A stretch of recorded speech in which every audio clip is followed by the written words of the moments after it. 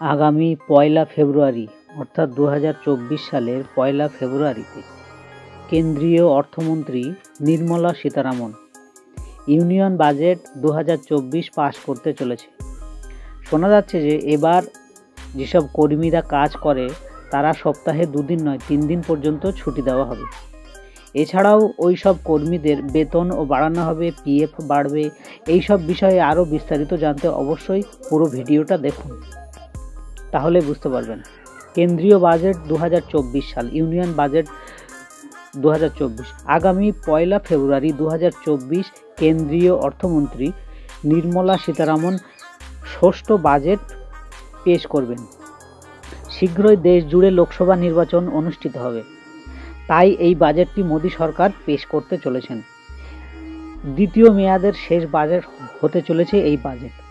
এই কারণে মনে করা হচ্ছে যে এই বাজেটটি ভোটারদের আকৃষ্ট করার জন্য বিশেষ করে বাজেটটি পেশ করা হচ্ছে।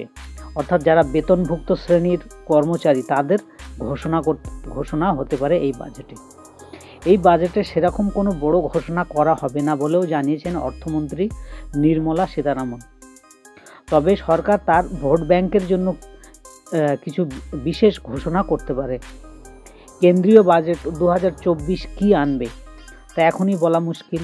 তবে সরকার যদি সাধারণ মানুষের প্রত্যাশা পূরণ করতে পারে তাহলেই এই বাজেট সফল বলে বিবেচিত হবে। শ্রম কোড বা শ্রম আইন কি? ভারতে ২৯টি কেন্দ্রীয় শ্রম আইনকে ৪টি কোডে ভাগ করা হয়েছে। এই কোডগুলো হলো মজুরি কোড, সামাজিক নিরাপত্তা কোড, শিল্প সম্পর্ক কোড, পেশাগত সুরক্ষা ও স্বাস্থ্য এবং কাজের শর্ত কোড। এই ৪টি কোডে ভাগ করা হয়েছে কেন্দ্রীয় শ্রম আইনকে। এখনও পর্যন্ত ২৩টি রাজ্য এই আইনের খসড়া তৈরি করেছে। তবে এই আইন কার্যকর করার জন্য কেন্দ্রীয় সরকার ছাড়াও রাজ্য সরকারগুলোকেও এই নিয়মগুলি জানাতে হবে। ভারতের শ্রমিকদের অধিকার রক্ষার জন্য তৈরি করা হয়েছে এই ২৯টি আইন। এই আইনগুলোকে আরও সহজে বোঝার এবং কার্যকর করার জন্য ৪টি কোডে ভাগ করা হয়েছে। এখন রাজ্যগুলির কাজ হলো এই কোডগুলোর উপর ভিত্তি করে নিজেদের নিয়মকানুন তৈরি করা এবং সেগুলি কার্যকর করা। কর্মচারীদের বেতন ও পিএফ বাড়বে। কর্মচারীদের মূল বেতন বৃদ্ধি হবে বলে শোনা যাচ্ছে। নতুন নিয়ম অনুযায়ী কর্মচারীদের মূল বেতন মোট বেতনের ৫০% বা তার বেশি হওয়া দরকার। পিএফ এবং গ্র্যাজুইটির টাকা আগের থেকে বেশি করা হবে। এর কারণ হলো মূল বেতন বৃদ্ধি করা। অর্থাৎ এক্ষেত্রে হয়তো বেতন বাড়ার পরেও কর্মীদের হাতে কম টাকা আসবে, কিন্তু বেশি পিএফ কাটার কারণে কর্মচারীরা অবসরপ্রাপ্ত বয়সে একটি ভালো পরিমাণ অর্থ হাতে পাবে।